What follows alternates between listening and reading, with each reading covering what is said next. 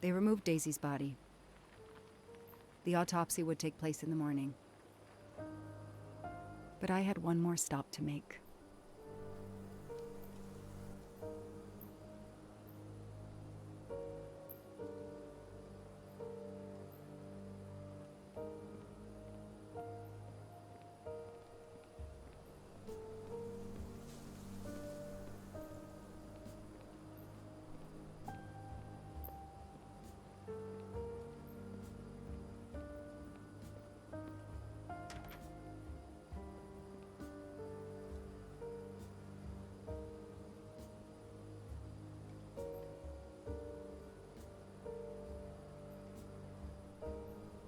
Oh no!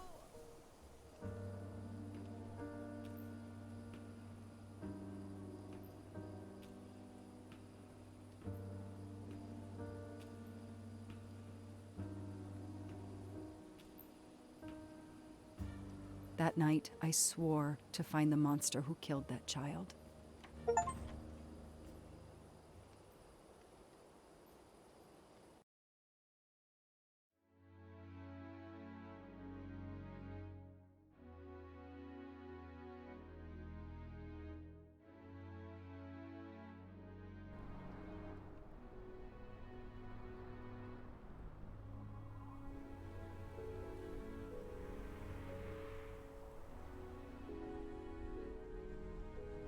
Ratchet on train saw me? How? Daisy.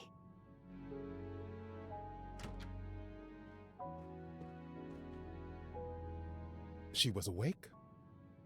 Then she collapsed again. I take the responsibility. She was weaker than I realized. Oh. Lie still while I examine you. Pupils dilated? I'm all right.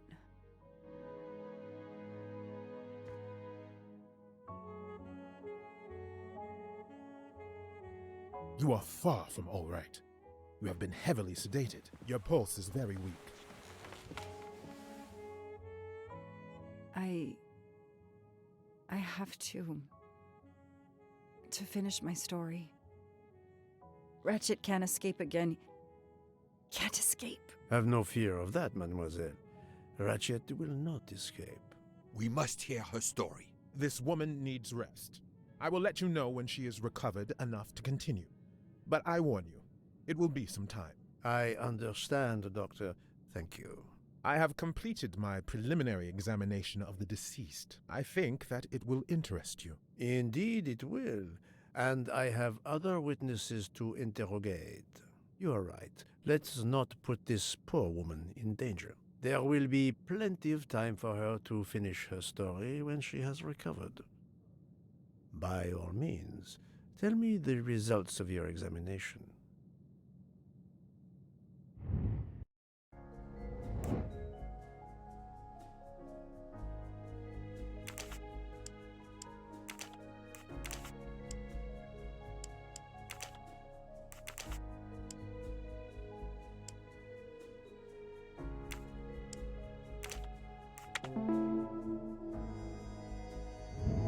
That's the right answer.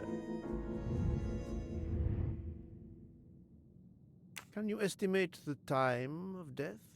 Rigor mortis was advanced, but not complete. I estimate the death occurred between midnight and 2 in the morning.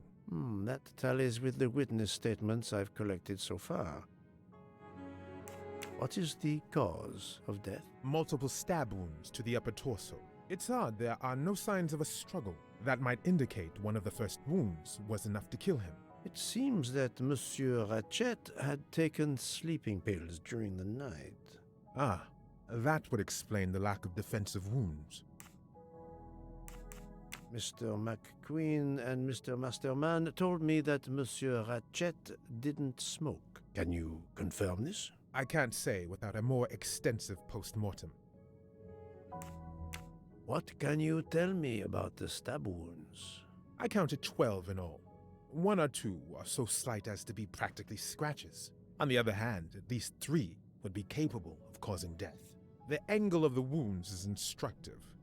Most appear to have been struck by a right-handed person. But you see, this one, under the right armpit, it's not a deadly blow, given the depth, but a right-hander couldn't have done it. It was most certainly struck with the left hand.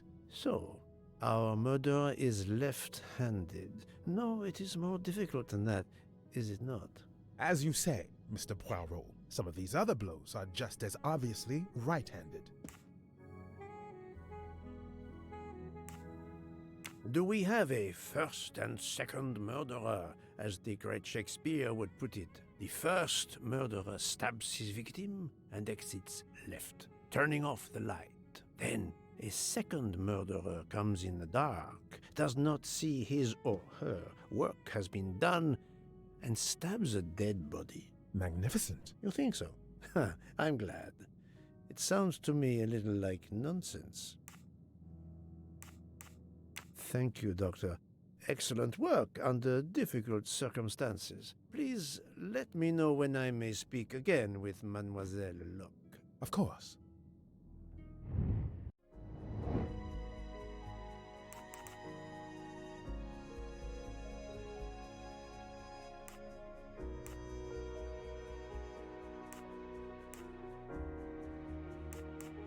Even a smoker might innocently turn me down.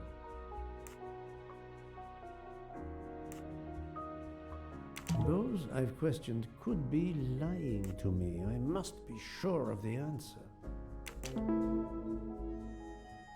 Yes, that's certainly a good place to start.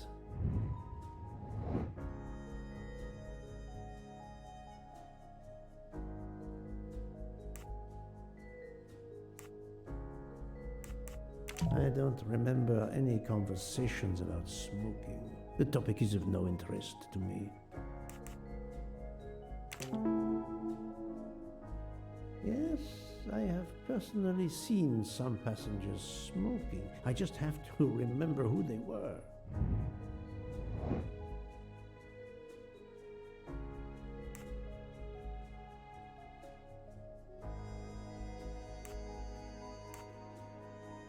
No, I have no official authority. Anyone could refuse to let me search their belongings. No, this is a tenuous clue at best. I still have more important interrogations to conduct. Yes, I suppose it's likely they will give me the list of who smokes what. Et voilà.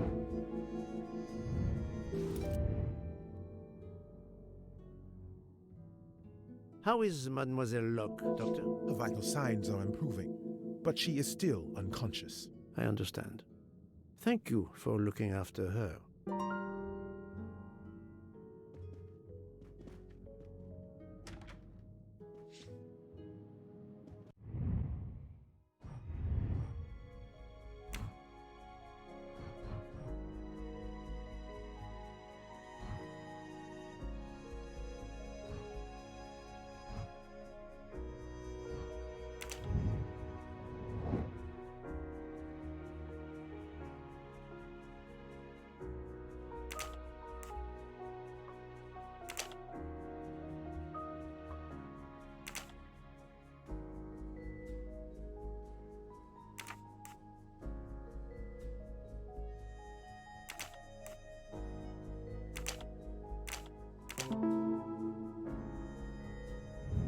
I'm right again.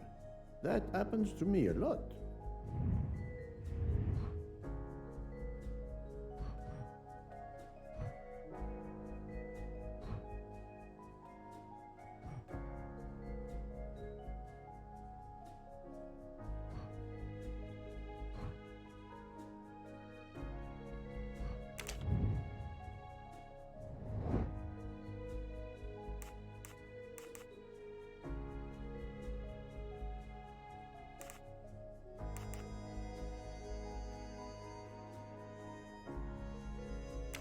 Yes.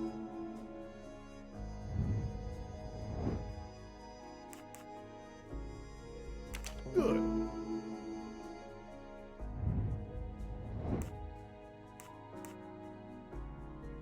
Adequate.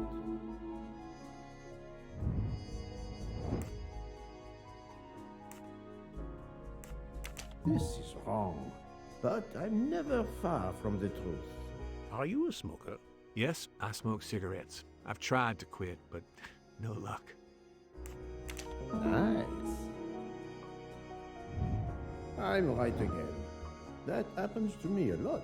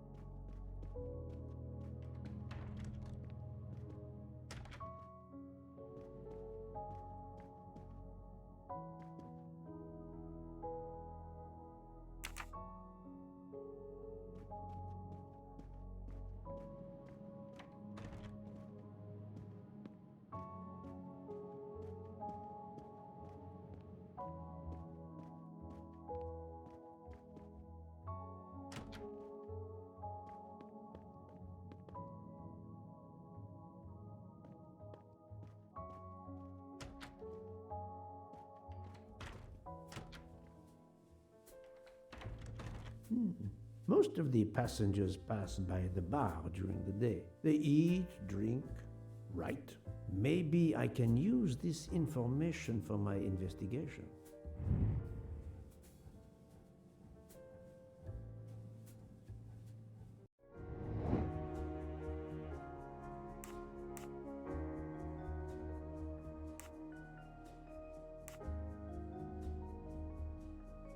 I must admit I'm not right this time. Brilliant.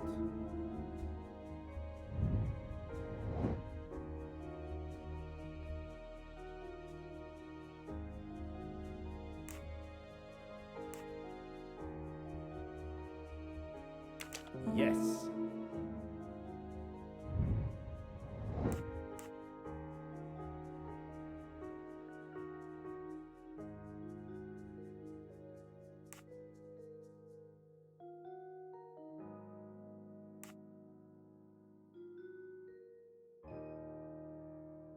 Well done.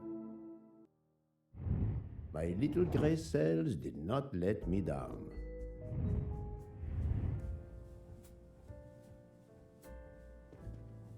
Mademoiselle Debenham, I have a few questions for you.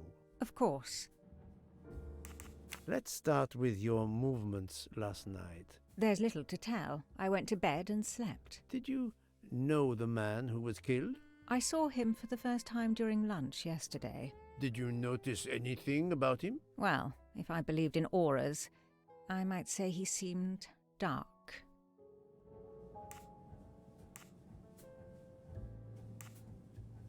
Would you mind writing your address on this paper for me? Not at all. That's it. Mademoiselle Debenham is right-handed.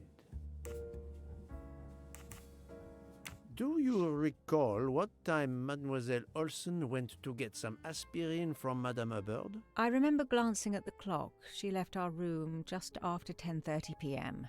Was she away for a long time? About 5 minutes. That confirms what Madame Hubbard told me.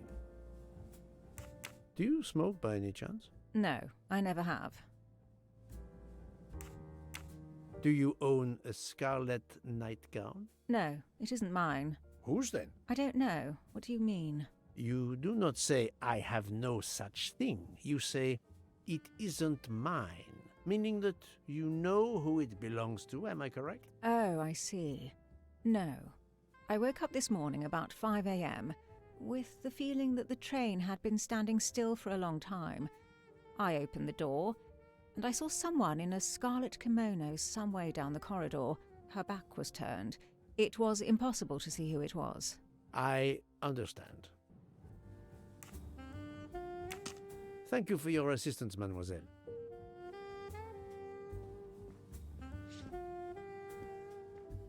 Mademoiselle, I am sorry to disturb you, but I need to ask you a few questions. Are you the investigator? I am.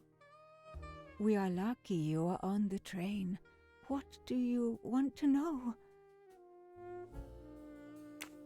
I hear, mademoiselle, that you were the last person to see the murdered man alive. I do not know. It may be so.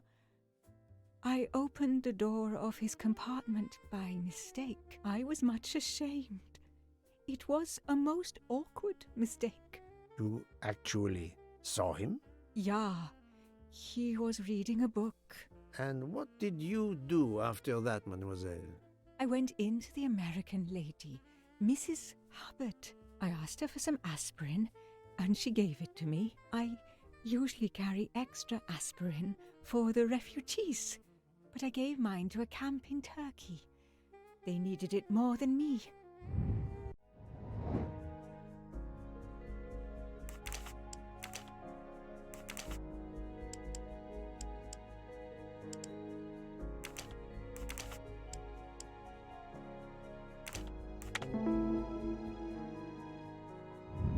That's the right answer.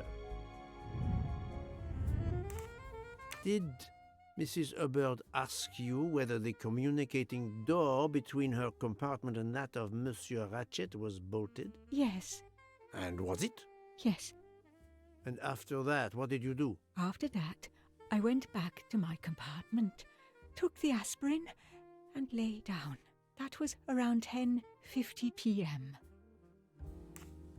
Is there anyone else in your compartment? Yeah, a young English lady. Very nice, very amiable. After the train left Vinkovsky, did she leave the compartment? No, I am sure she did not. Why are you so sure, if you were asleep? I sleep very lightly. I am used to waking at a sound.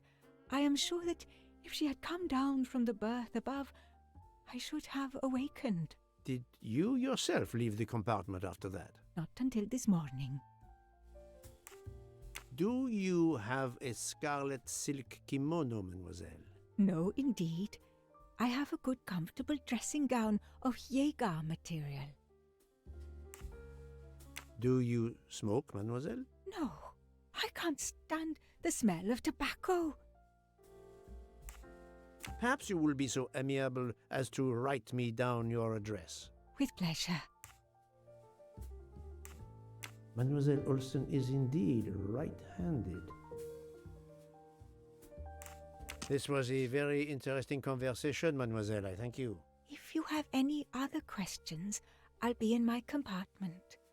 Good luck, Mr. Poirot.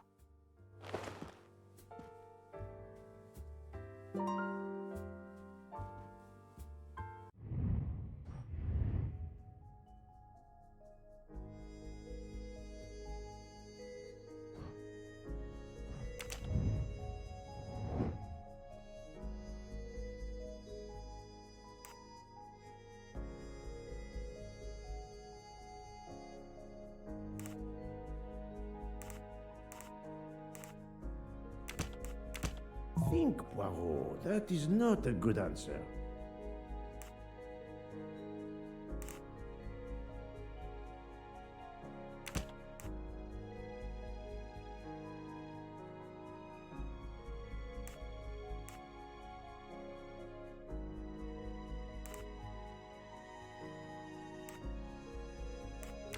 I do not think that's the right answer.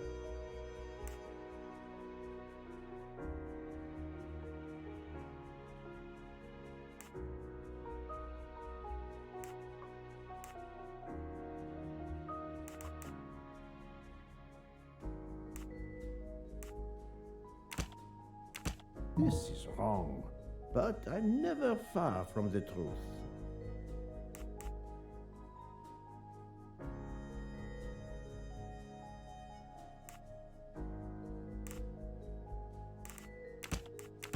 Think, Poirot. That is not a good answer.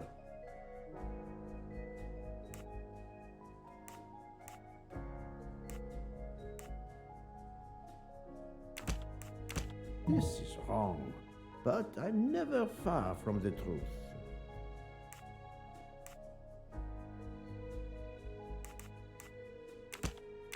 I do not not think that's the right answer.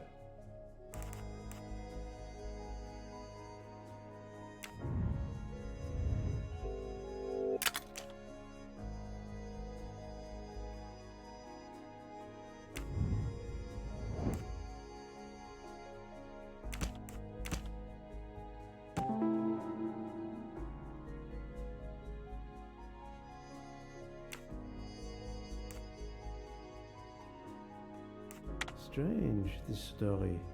If Mademoiselle Olsen is such a light sleeper, why didn't she tell me about Mademoiselle Debenham getting out of bed?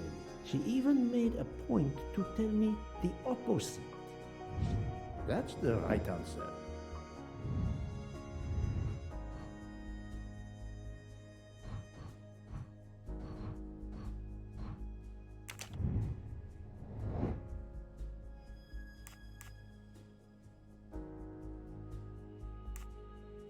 Yes.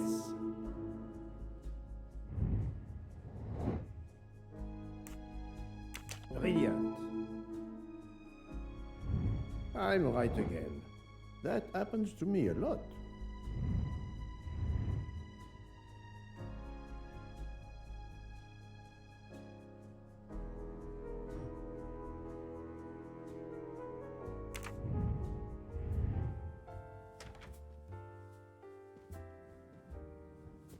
I'll keep an eye on them instead.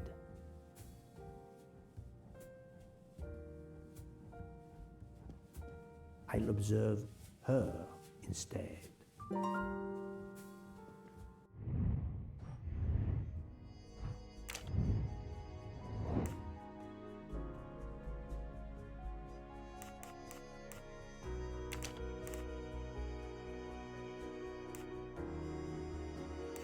I must admit I'm not right this time.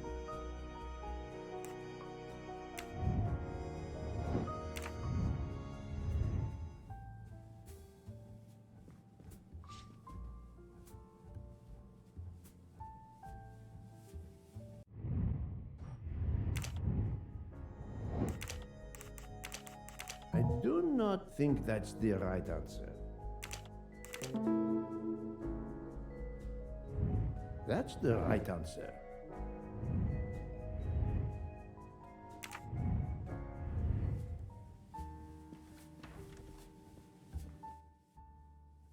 Monsieur Fauché, may I disturb you for a moment? Of course. How can I help?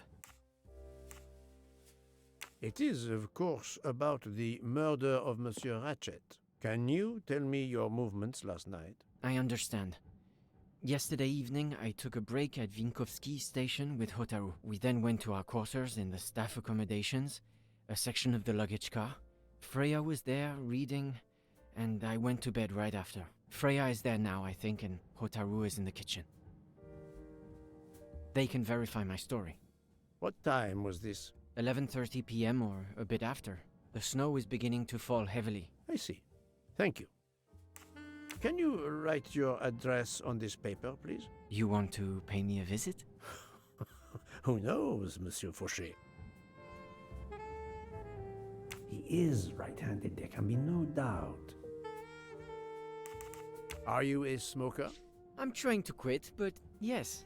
I'm now down to just one pack of cigarettes a week. If you're looking for a heavy smoker, you should talk to Hotaru. Thank you, Monsieur Fauché. I'll come back to you if I have more questions.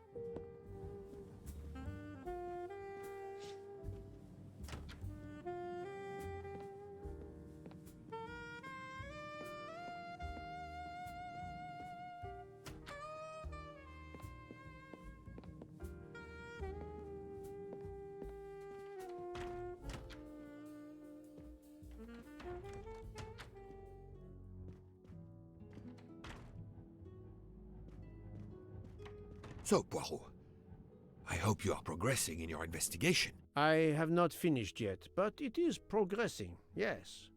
I still have many questions that must be answered. I will report to you as soon as I can.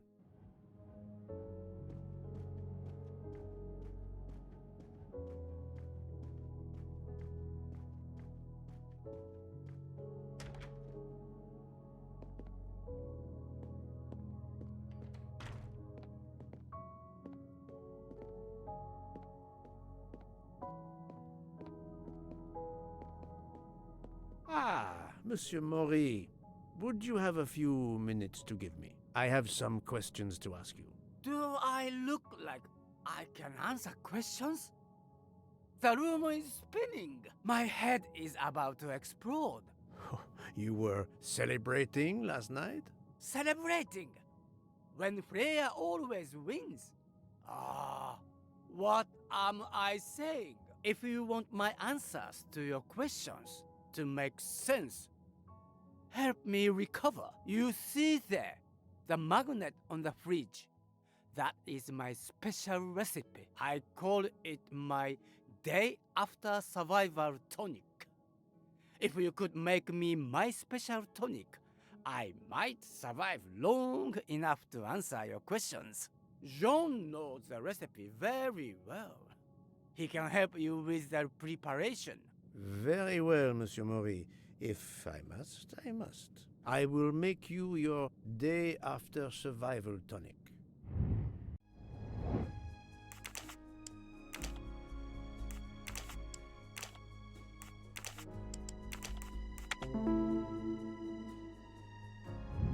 Et voilà.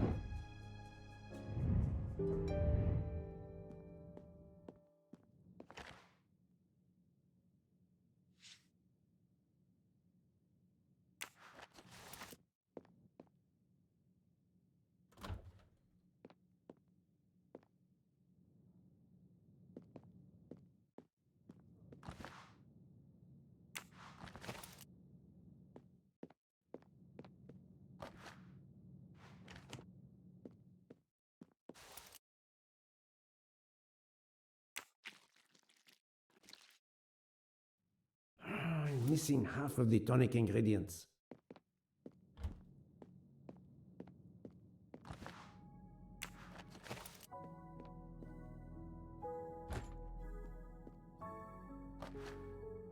I have all the ingredients for Monsieur Maury's tonic.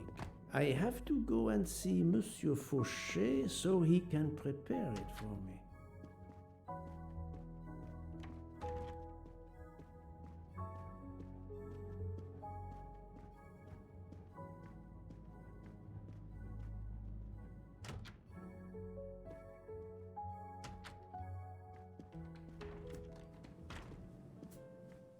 Monsieur Fauché, may I disturb you for a moment? Of course, how can I help? Monsieur Fauché, I need your help to prepare a cocktail. What is this phrase? This is music to my ears. What can I fix for you? A mojito? A gin and tonic? Or perhaps a martini? Shaken, not stirred? It's not for me, but for Monsieur Maury. Ah, his day after survival tonic. Unfortunately, I know it well. Here is everything that was listed on the magnet. Excellent! I can take it from here. Mr. Poirot, I'm uncertain about the lemon juice. Is it half a lemon or a full lemon for the recipe?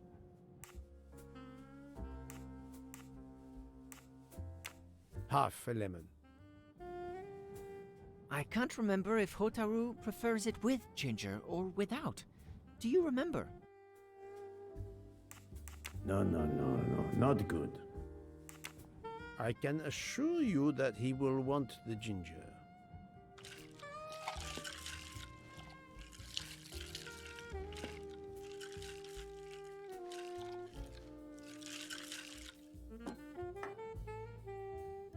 There you are, sir. Hotaru will be himself again. Excellent. Thank you very much.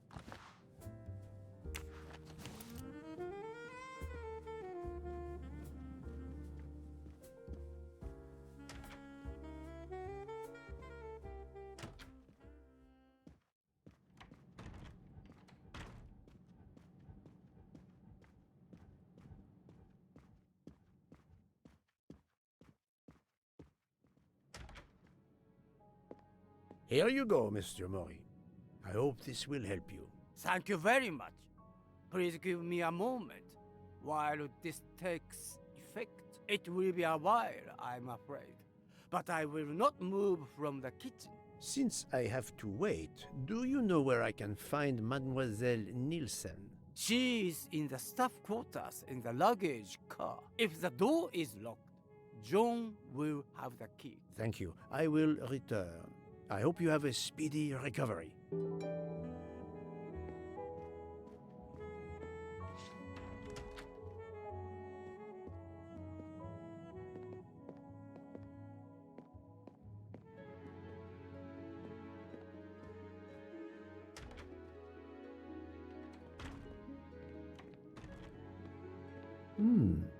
It's locked.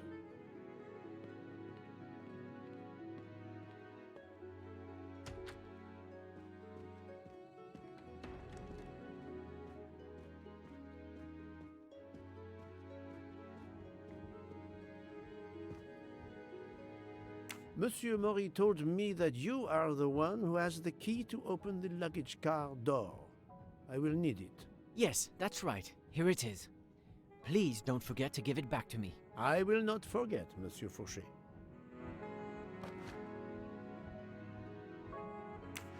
I have a favor to ask. Could you visit the passengers who are in their rooms and explain there has been an error with their allergy and diet form? But, Monsieur Poirot, I made no errors. Of course not. Call it a computer error. Yes, it is possible, but even if I can see this is part of your investigation, I do not understand it. I would ask that you observe which hand each passenger uses. Ah, you wish to know if they use the right or left hand when they write? That is my intention. I will take on this mission for you. Excellent.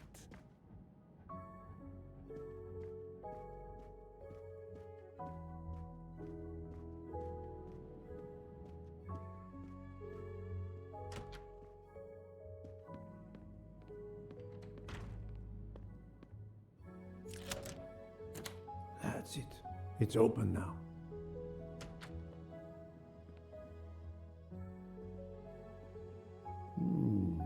Empty rum bottles. A deck of cards. I suspect they were reading diamonds and spades instead of books.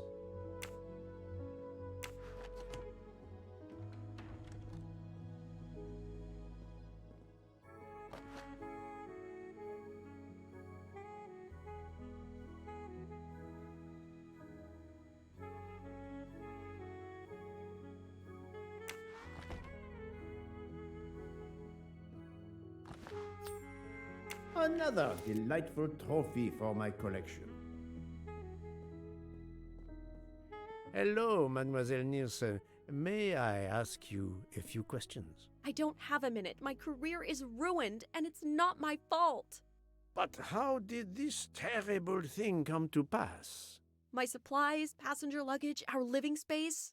There is so little room. I gave the cargo handlers in Istanbul strict instructions how to stack my crates containing the ingredients I need for my desserts. So as one box is used up, it can be discarded. And these fools of cargo handlers did not follow your instructions? Ignored completely. I have 4 crates that must be moved from there to here to correct the order they are stacked. But placing the wrong crate on top of a smaller crate will crush it, its contents, and my career. Calm yourself, mademoiselle. I understand. So, the problem is these 4 crates must be moved there, but carefully. Yes. I have to move these 4 boxes from this location to here. But there is not much space to move the boxes, and I have to be careful never to put a bigger box on top of a smaller one, or the smaller crate will be destroyed. The problem is clear.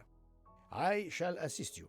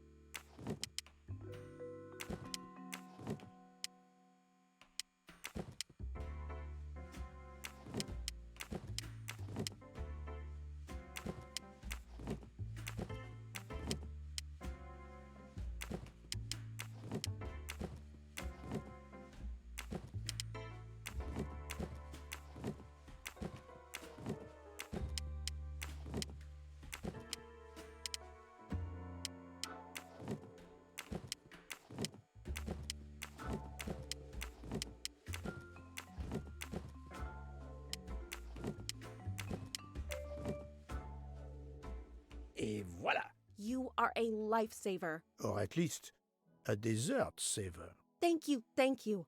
I will gladly answer your questions. Can you tell me your movements of last night? Last night after dinner, I stayed in the kitchen until 12:15 a.m. Then I joined Jean and Hotaru in our quarters. Then all of us read quietly in our beds until we fell asleep. A very studious staff. However, Monsieur Mori doesn't seem to have followed the same literary pursuit as the others. And these rum bottles, do they have something to do with his hangover?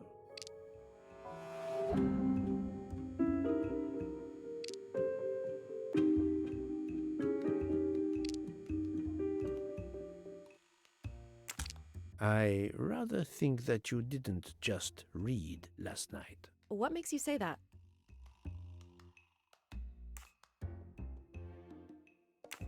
I spoke to Monsieur Mori. He seemed to be quite hungover. He even asked me to make him his day after tonic. He blurted out, "Freya always wins." Wins what? Looking around, it is clear you were gambling and drinking most of the night. You don't understand. It's late when we're off duty, but we need to unwind. And now there's been a murder? Yes, I admit it. We went overboard last night. But please don't tell Mr. Book. It's against regulations. We could all be fired. Mademoiselle, I realize your difficult jobs have been made more difficult. But as you say, there has been a murder. I must have the truth. Of course. I'm so sorry. It's not such a crime. I'll leave it there and check in with Monsieur Fauché. Do you smoke? No, I never have. Thank you. Would you mind writing your address on this paper? I'm asking everyone on the train for addresses, in case I need to contact them once they leave the train in Paris. I understand.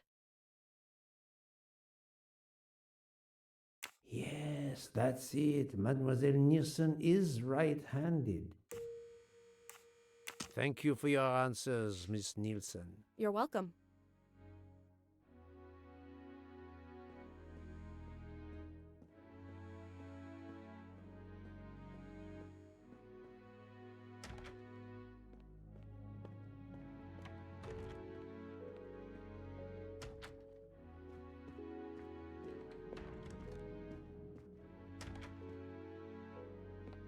How are you? It's better. Thank you. Then may I ask you some questions? It will not take long. Quickly, please. I have hungry passengers to feed. Très bien. Can you tell me your movements last night? Oh, nothing special. When I went off duty, I joined John and Freya in a compartment. I read for a short while, then went to bed early. Reading? I'm not sure you have recovered enough to tell me the truth. Don't waste what little energy you have recovered to lie, Monsieur Mori. Yes, sorry, Mr. Poirot. You're right. It obviously wasn't reading that made my head hard like that. But if you told Monsieur Book, it could mean my job. I will keep your secret, but I am investigating a murder. You must tell me the truth. Thank you. Please write your address on this paper. My address? I don't see why. I think I hear Monsieur Book approaching. My address? Yes, of course. Another right-handed person. Not surprising, most people are. You are a heavy smoker. My job.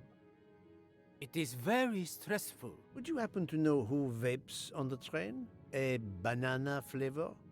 Oh, yes. The smell disgusts me. What is wrong with the good tobacco? I do not have time to answer that. Who is it? I've only seen one person who vapes. It's Captain Arbuthnot. Captain Arbuthnot, I see. Your testimony was invaluable to me. Thank you. Take care, Monsieur Maury. My palate depends on your good health.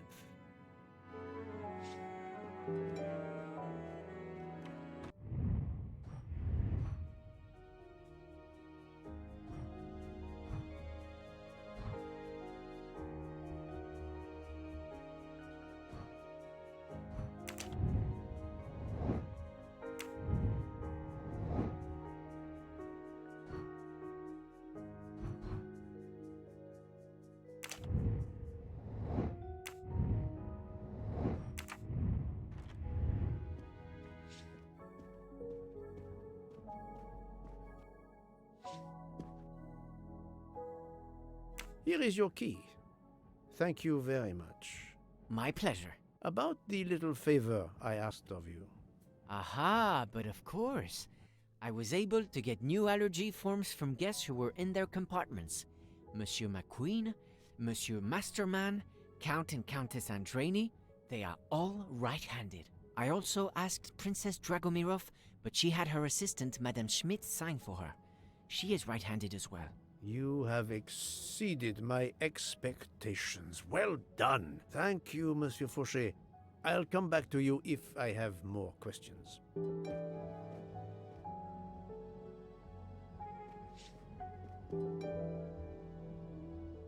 So, Poirot, I hope you are progressing in your investigation. I have not finished yet, but it is progressing, yes. I still have many questions that must be answered. I will report to you as soon as I can.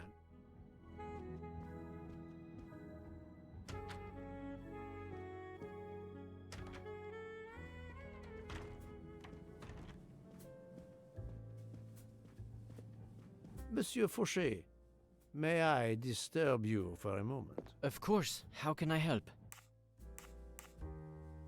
So, Monsieur Fauché, are you trying to hide things from me? I know about your little party last night. You are not a detective for nothing. I'm sorry, Monsieur Poirot. Thank you, Monsieur Fauché. I'll come back to you if I have more questions.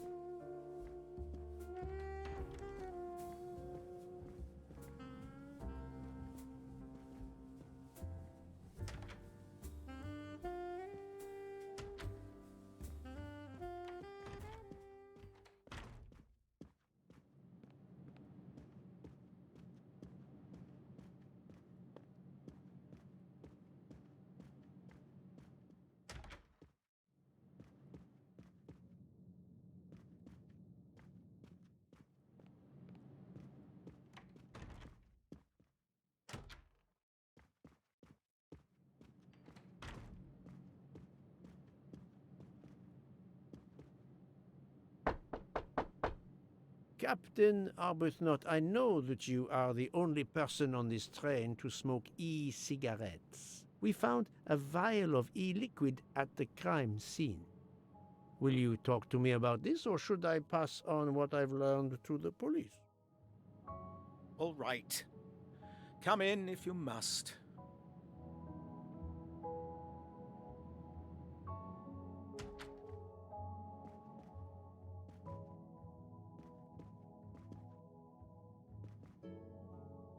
I have just a few questions for you. Very well. Let's hear them. The young English lady, Mademoiselle Debenham, was at the Tocatlian Hotel. Perhaps you met her there? We exchanged a few words. Fellow Brits abroad, that sort of thing. What can you tell me about Mademoiselle Debenham? Nothing whatsoever. We barely spoke. The director of the Orient Express, Monsieur Bouc, thinks the assassin is a woman. And that is enough to accuse her? She had nothing to do with this murder. How can you be so certain? The idea is absurd. Ratchet was a perfect stranger to her. She'd never seen him before. Ah, did she tell you so? Well, yes, maybe she did. She may have commented once upon his somewhat unpleasant appearance. If a woman is concerned, as you seem to think, to my mind, without any evidence, I can assure you that Miss Debenham could not possibly be implicated. It is clear that the captain is defending Miss Debenham, a woman he supposedly doesn't know very well. What were you doing last night around 1:15? 1:15? I believe I was still talking to that young American fellow, Mr. McQueen, the secretary of the man who was killed. We were in his compartment. He was a friend or acquaintance of yours? No, I never saw him before this journey. We'd hit it off at dinner, and the conversation continued into the early hours. Until what time was that? Until 1:45 or so. Then I retired to my room and went to sleep. There is nothing you can recall last night that in any way struck you as suspicious? It's nothing. A mere detail. Allow me to be the judge. Well, before returning to my room, I went to the lounge car to get a glass of water. When I was passing through the first-class corridor, I noticed that the door, which is just after your room, 201, was not quite closed, and the person who was inside peered out in a furtive sort of way. Then he closed the door quickly. I know there's nothing in that, but it was the furtive way it was done that caught my attention. Struck me as a bit odd. I understand. Thank you for letting me know. Could you write down your address here, please? My address? Well, if you insist. This man is right-handed.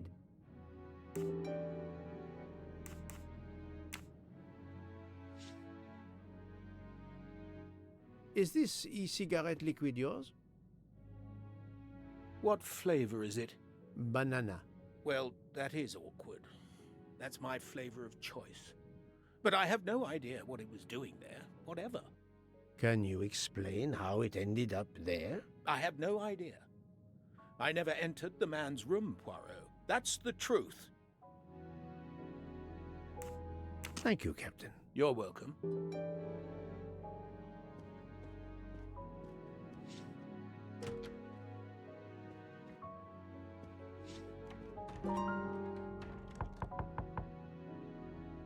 Pardon this intrusion, Mademoiselle Olsen, but something you told me earlier confuses me. Oh, please, come in.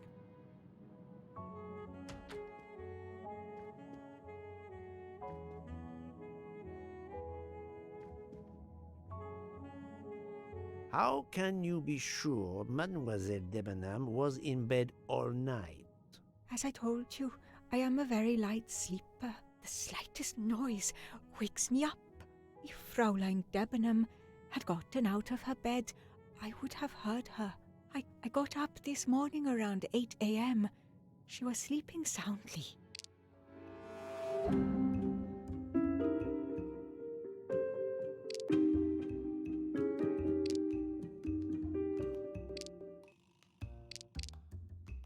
Oh, the truth cannot hide from Poirot forever. I know there is a clue somewhere to prove she's lying.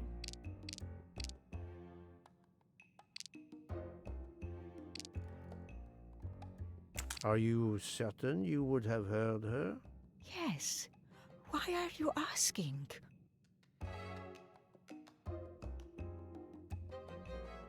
I spoke to Mademoiselle Debenham and she told me that she got up around 5 o'clock in the morning. She opened the door and looked down the corridor. It was then that she saw a woman in a red kimono. How do you explain that? I think I must have been sleeping very soundly not to have heard it.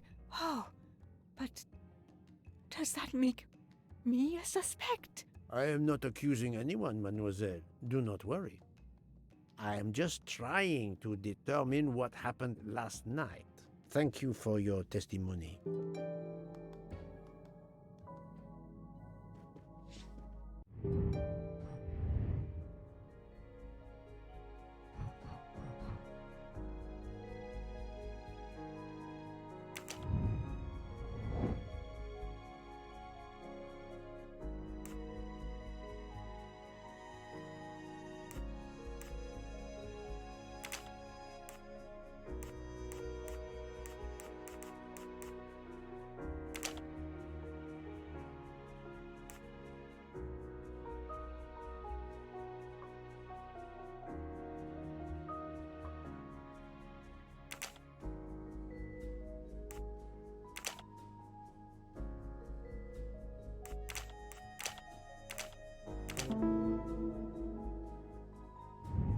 I'm right again. That happens to me a lot.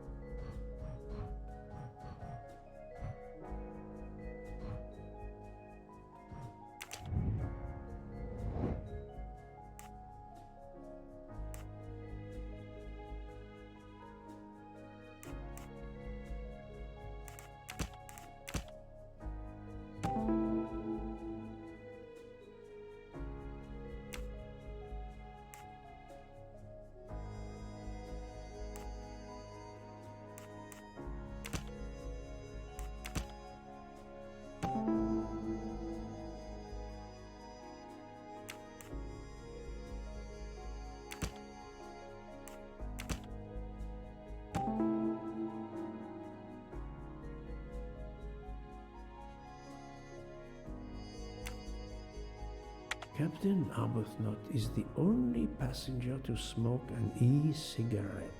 Even if this liquid in Ratchet's room is a solid clue, he has an alibi. You cannot accuse him without any other proof. That was easy.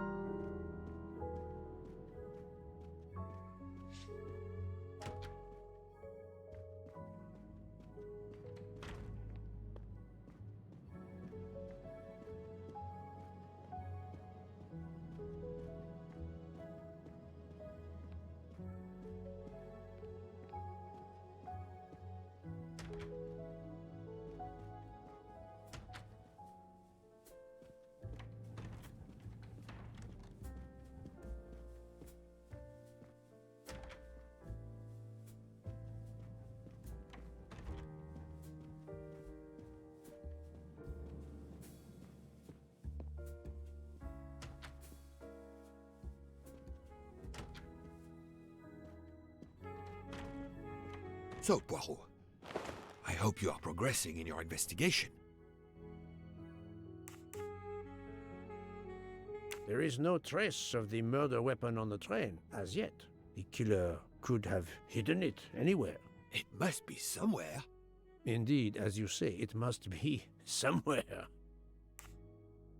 According to Dr. Constantine's report, the stab wounds were made by at least one right-handed and one left-handed person, and with different strength. For the moment, everyone I have checked is right-handed. It is impossible to draw any conclusions as yet. However, I still have a few people to interrogate, notably the Russian princess. You still have many avenues to explore? Indeed, the case is far from over, mon ami. I identified the person responsible for the bottle of liquid for the vape found at the crime scene. So, this is our culprit? Do we hold him? No, unfortunately, this bottle belongs to Captain Arbuthnot, but he has an alibi, confirmed by Monsieur McQueen for the time of the murder. Monsieur Bouc, Monsieur Poirot. Michel, calm down. But it's Mrs. Hobart. She says she found the murder weapon in her room. She's very upset. Let's go, Poirot.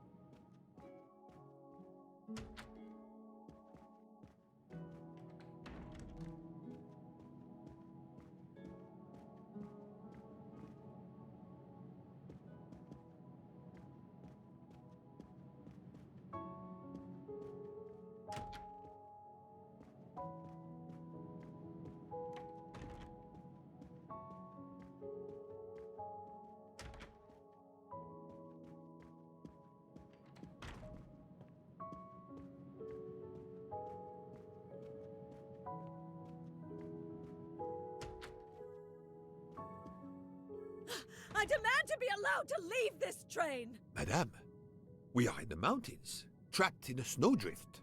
Stating the obvious, there is a murderer among us. He had the audacity to hide his weapon in my room. Please, Madame Bird, take a deep breath and tell us what occurred. Where did you find the knife? I wanted to get a handkerchief from my purse, and when I opened it, I saw it! A bloody knife!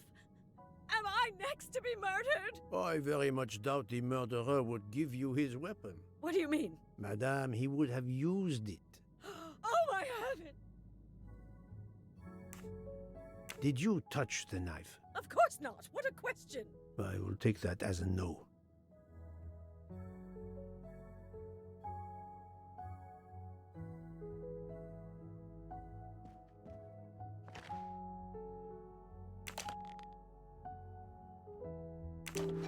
Is this knife the real murder weapon, or is it a red herring?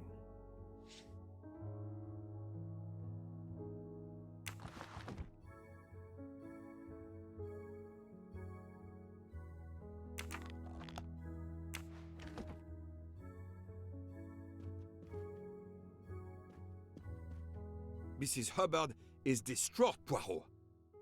I should stay with her. Please go on without me. I have every right to be distraught. Thank you, Mr. Book.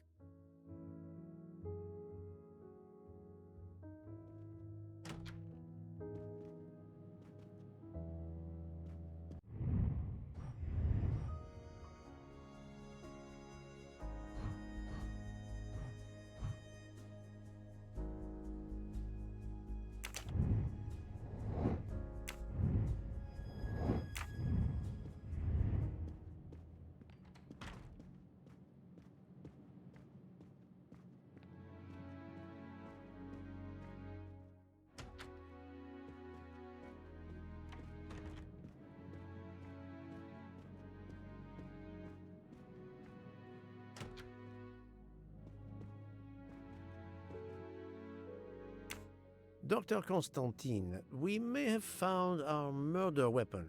We need to make certain. There is a pretty quick way to be sure. I have estimated the depth of the wounds. You can easily find the depth of each wound by comparing the width. There are 5 of them that I am not sure about. Test them, and then we will compare our results. I will do as you say, Doctor.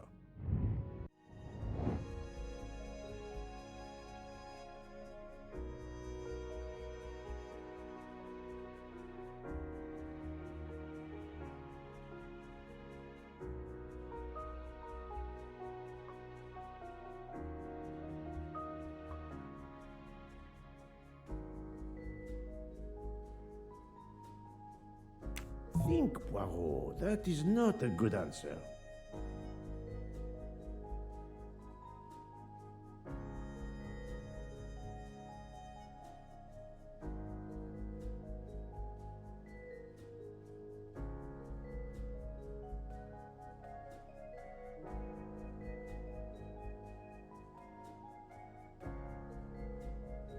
I must admit I'm not right this time.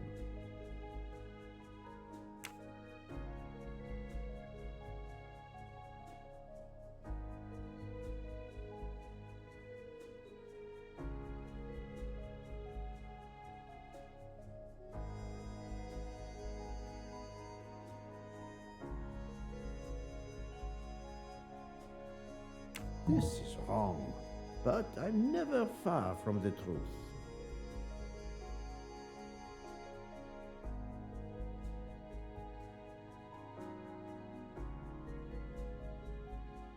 No, not good.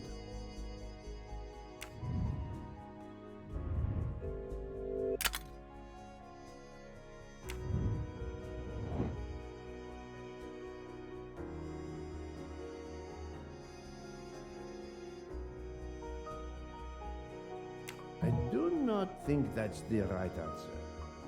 Think, Poirot. That is not a good answer. I do not think that's the right answer. I must admit I'm not right this time. No, not good. This is wrong. But I never think, Poirot. That is not a good... I do not think that's the right answer. I must admit I'm not right this time. This is wrong. But I'm never far from the truth.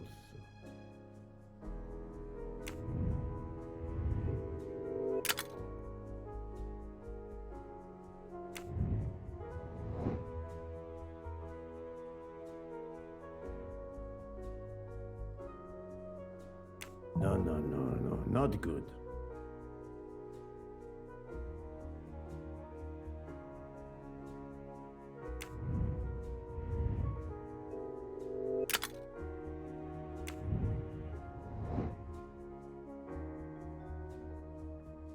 This is wrong, but I'm never far from the truth.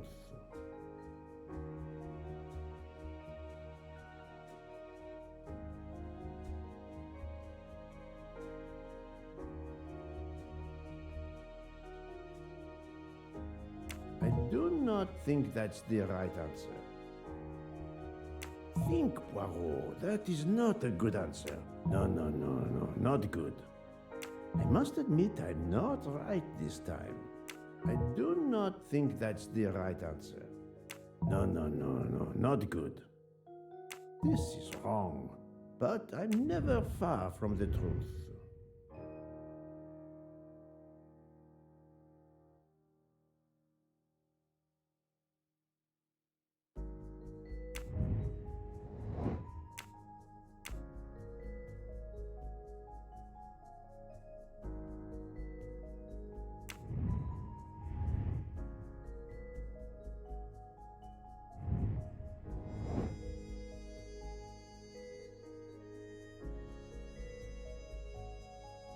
I must admit I'm not right this time.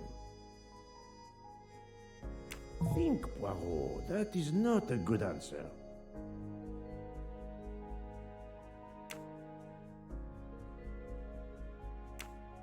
I do not think that's the right answer. Think, Poirot. That is not a good answer.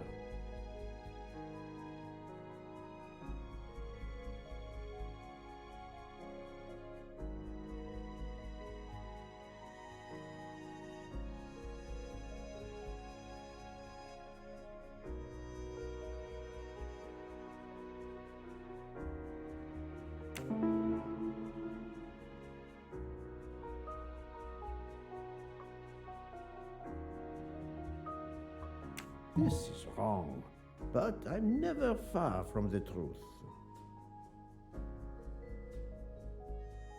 I must admit I'm not right this time.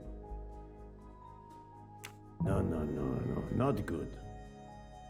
This is wrong, but I'm never far from the truth. I must admit I'm not right this time. I do not think that's the right answer. No, not good. Think, Poirot. That is not a good... No, not good. This is wrong, but I'm never far from the truth. Think, Poirot. That is not a good answer. I do not think that's the right answer. I must admit I'm not right this time.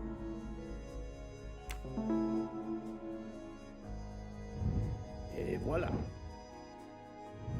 What do you think, Doctor? Is this knife really the murder weapon? There can be no doubt. You found the same depths as the estimates I made during the preliminary autopsy. I can assure you that you hold in your hands the weapon that took Ratchet's life.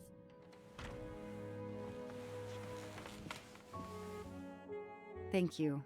I feel way better now. The rest gave you time to sleep off most of the effects of the drug.